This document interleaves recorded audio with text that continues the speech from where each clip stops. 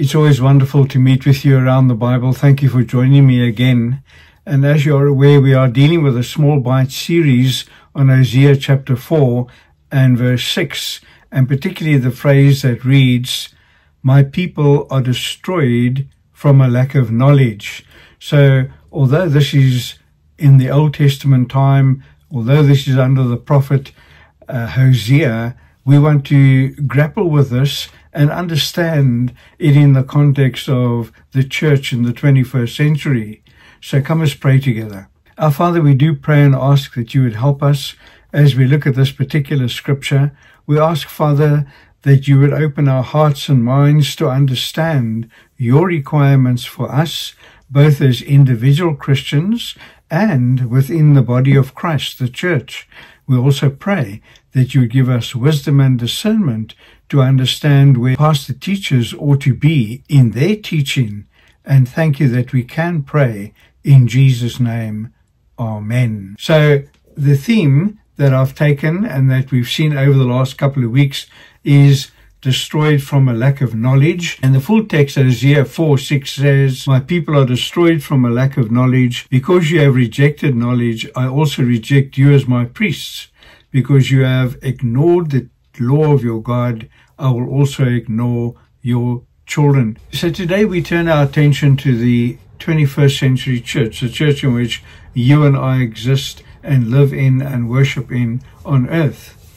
Now, when we talk about the church, there are two factors that we need to remember. The one is the visible church, which is the church on earth, the church that has Christians and non-Christians as members. And then the invisible church is constituted by souls who have been regenerate by the Holy Spirit, born again, incorporated into the family of God. They've been adopted as the sons of God, and they will enjoy eternity with God forever. Now, God has given pastor teachers to the church, and their role is to win souls for the Lord Jesus, and they are to equip those souls to live life on planet Earth to the glory of God and to prepare them for heaven. The sadness is that there are many teachers and preachers within the visible church who have not been appointed by God. The God-appointed office bearer is the one who is not only born again and qualifies according to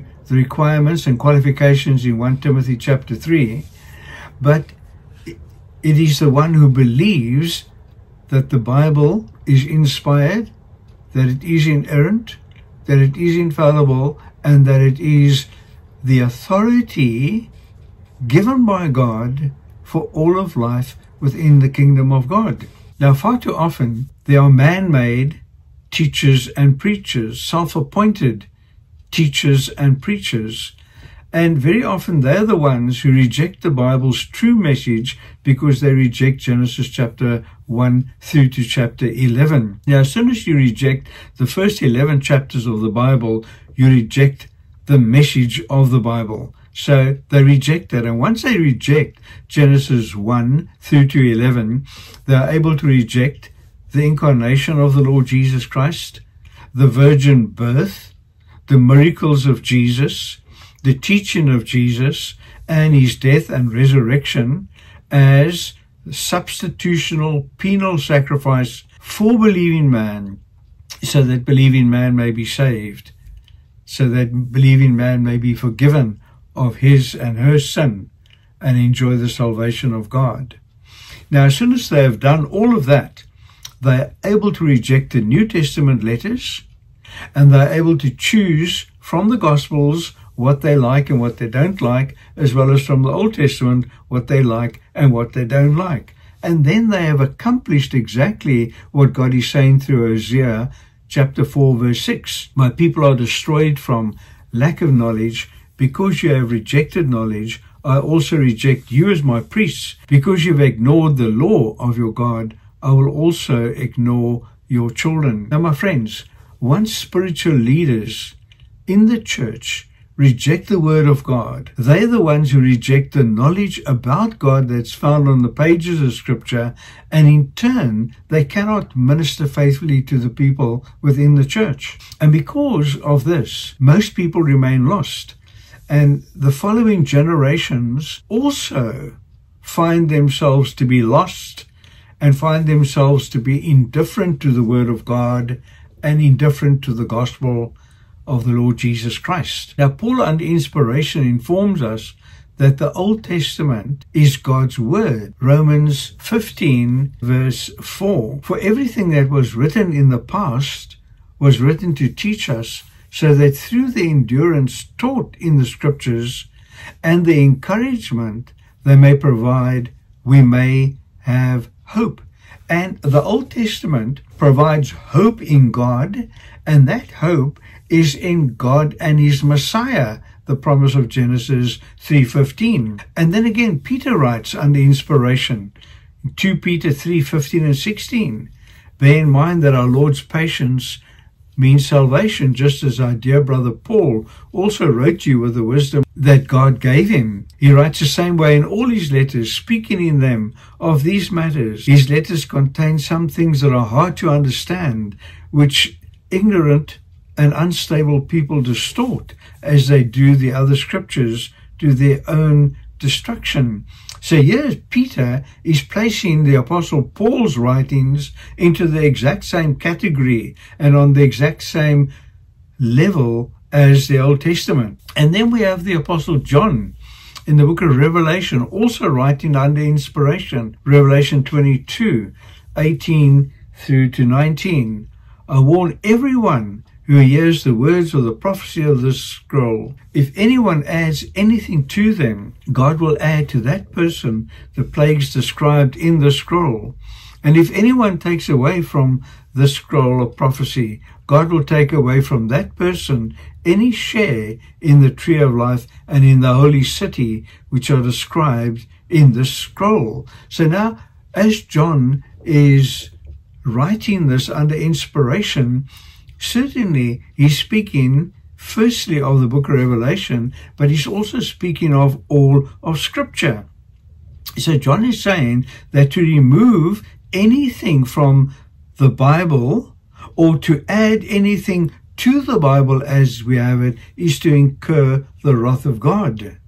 Now, having said all of that, I want you to think of what Paul says to the Ephesian elders in Acts chapter 20, verse 27. He says, for I have not hesitated to proclaim to you the whole will of God. So he taught them all of Scripture. He taught them the whole Old Testament. He taught them everything that Jesus taught, and he was teaching them what he eventually put down on paper and wrote as the New Testament letters. In other words, all pastors and all teachers need to teach their congregations the whole counsel of God, meaning the whole will of God. And the whole will of God is the whole Bible. The late Dr. John Murray, he asked a question, and the question he posed was this: what is the uniqueness of Scripture?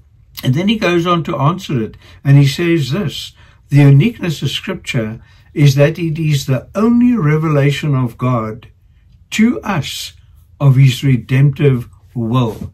In other words, it is the Bible and the Bible alone that guides us into the will of God. And what is the will of God? His salvation.